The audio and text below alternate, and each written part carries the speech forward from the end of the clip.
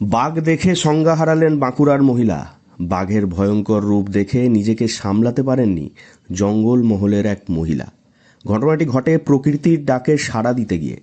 বাঘাতঙ্ক কিছুতেই পিছু ছাড়ছে না বাঁকুড়ার জঙ্গলমহলের মানুষের।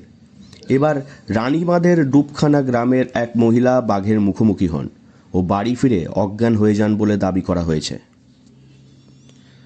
আমি বাড়ি উপর থেকে গিয়েছিলাম, তারপরে ওই দেখতে পেয়েছে। কি দেখলেন? বাঘ। একদম বাঘেই দেখলেন? বাঘই দেখেছি। কি রঙের দেখলেন? হলুদ কালার। হলুদ ডোরাকাটা? ডোরা কাটা হলুদ, মানে লম্বা ছিল না বড়। কি করছিল বাঘ? আমি বসেছিলাম তো, তারপরে দাঁড়ায় উঠেছি, ও আসছিল, তো ও দাঁড়ায় দিয়েছে আমার দিকে তাকিয়ে। আপনি জঙ্গলে গিয়েছিলেন কি করতে? ওই পায়খানা করতে গেছিলাম। উনি কাজে গিয়েছিলেন।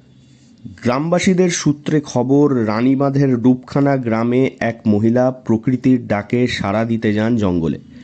সেখানেই তিনি বাঘের মুখোমুখি হন। কোনো রকমে বাড়ি ফিরে তিনি আতঙ্কে অজ্ঞান হয়ে যান। পরে বন দফতরের তরফে তাকে স্থানীয় হাসপাতালে নিয়ে যাওয়া হয়, যদিও প্রাথমিক চিকিৎসার পর তাকে ছেড়ে দেওয়া হয় বলে জানানো হয়েছে। কয়েক দূর এসে পড়ে গেছিলাম। ছুটতে ছুটতে পড়ে গেছিলাম। তারপরে ওইখান থেকে তোমার ডাকছিলাম, কিন্তু ওরা কেউ শুনতে পায় না।